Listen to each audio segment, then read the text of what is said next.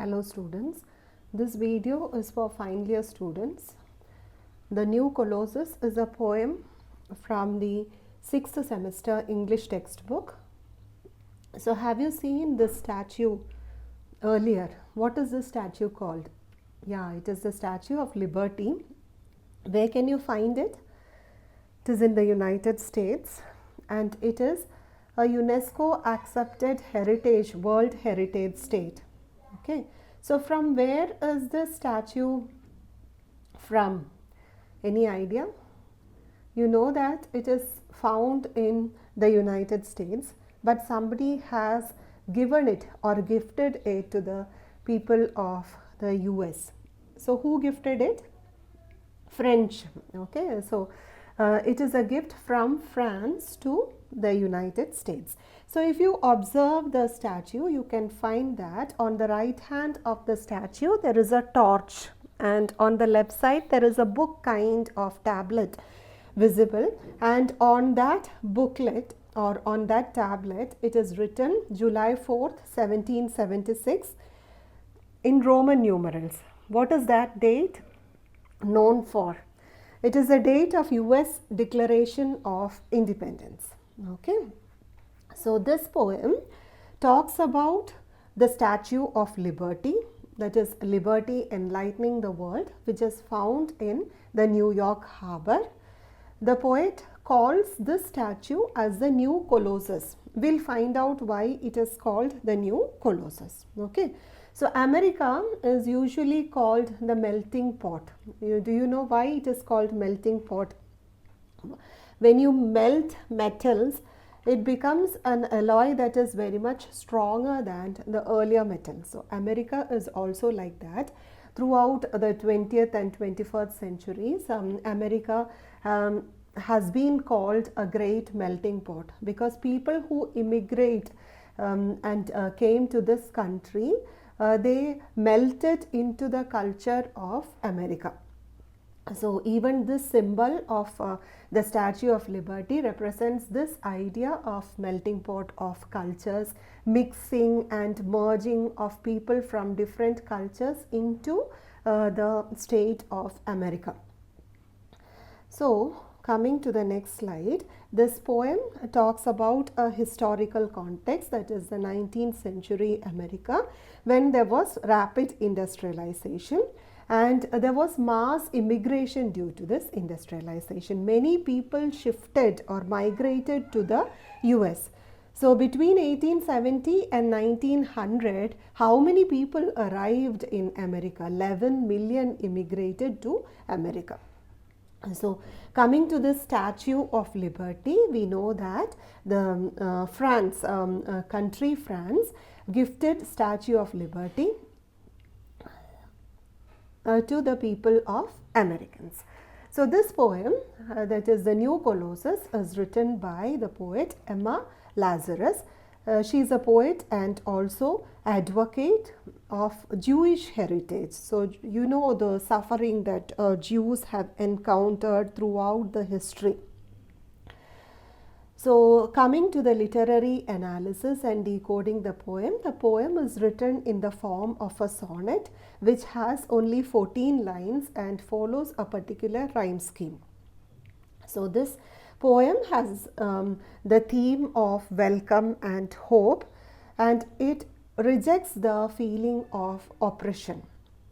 So the Statue of Liberty is called the Mother of Exiles, the people who are leaving their own motherland and then coming to America. They find this statue as the Mother of Exiles. Okay, so why is it called the New Colossus?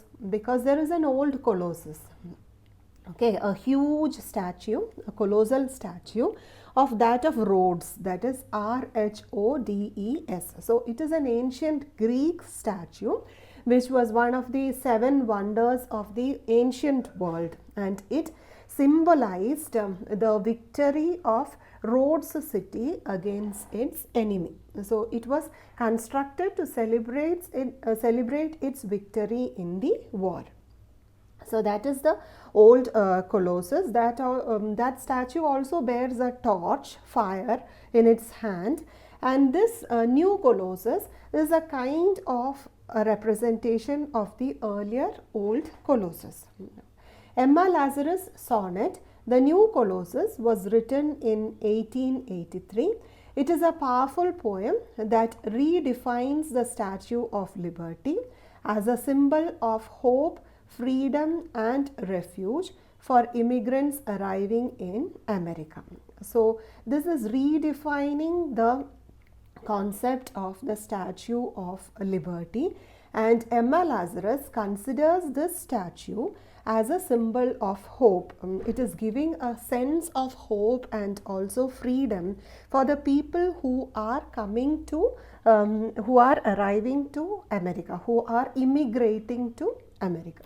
The poem was composed to help raise funds for the pedestal of the statue, which was a gift from France to the United States. Over time, it has become one of the most famous and enduring works of American poetry. So this poetry has a purpose. It was written to raise funds, to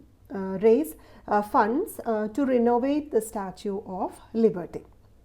The poem begins by contrasting the Statue of Liberty with the ancient Colossus of Rhodes, a massive bronze statue that once stood in Greece as a symbol of military strength and power. The old statue, that is the Colossus of Rhodes, which is a Greek statue, which is again a massive structure, symbolized what? The strength of militants and also their power. It symbolized the victory of Greek over their enemies, or Rhodes over their enemies.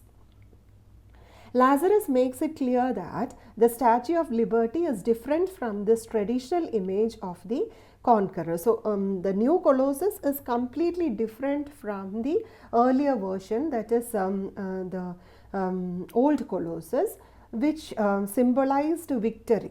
But here it is not about a victory. It is the earlier one was a monument of dominance, but the new statue is described as a mother of exile. So it represents kindness, it represents compassion and also welcome. So it is welcoming all the immigrants into the state of America. The poem portrays Lady Liberty as a guardian of Americans' gateway, standing with a torch held high and welcoming all the immigrants, offering them light and guidance to seek a new life in the land of the US. Lazarus uses vivid and emotive imagery to express the statue's role as a welcoming figure. So she has redefined the image of the Statue of Liberty. She describes the statue as having a beacon hand. So it is a symbol of hope. It is represented as a beacon that glows and a mild eyes command. So it is compassionate in nature. It is welcoming people from other land into the city of New York, highlighting its nurturing and also protective nature. So it has a mother kind of image in it, unlike the Colossus of Rhodes, which symbolizes power and also war. The Statue of Liberty symbolizes what? It symbolizes kindness, peace and also giving shelter. It does not stand to impress or intimidate your enemy, but it is welcoming people from different races, people from different culture, and asking them to melt into the culture of the United States. So this passage is a direct invitation to immigrants, calling them to come to liberate themselves from their suffering, poverty and homelessness and find a shelter in America. So these lines, through the lines in the poem, Lazarus presents the Statue of Liberty as a universal symbol of hope and inclusivity. So it shows inclusion in itself. That is why I talked about melting pot. So in America you can find people from different countries, you can find people from different cultures melting into the culture of the US. So though New Colossus was not widely known at the time of its writing, it gained significance in the early 20th century when its verses were inscribed on the bronze plaque at the base of the Statue of Liberty in 1903. So it was written with a purpose. It was written to raise funds to renovate this statue. That is why you can find this poetry. These lines from the poem are written on the bronze plaque on the base of the Statue of Liberty. It was inscribed in the year 1903. Since then, the poem has become deeply intertwined with American identity, particularly in discussions about immigration and also national values.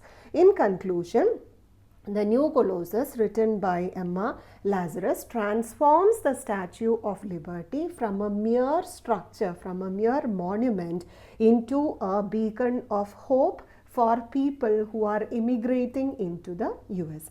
So it redefines the American ideals. It also stresses on the Americans' compassionate feelings, acceptance, inclusivity, and also their promise for a new beginning for the people who seek refuge in their land. So through powerful imagery and a heartfelt message, this poem continues to resonate today. So you can find many Indian immigrants going to America and then settling over there. So America has been extending a warm welcome to people from different parts of the world. So it symbolizes the enduring spirit of freedom and opportunity. So this poem has so much of relevance even today. So this poem resonates even in debates. It talks about immigration and also the identity of people living over there.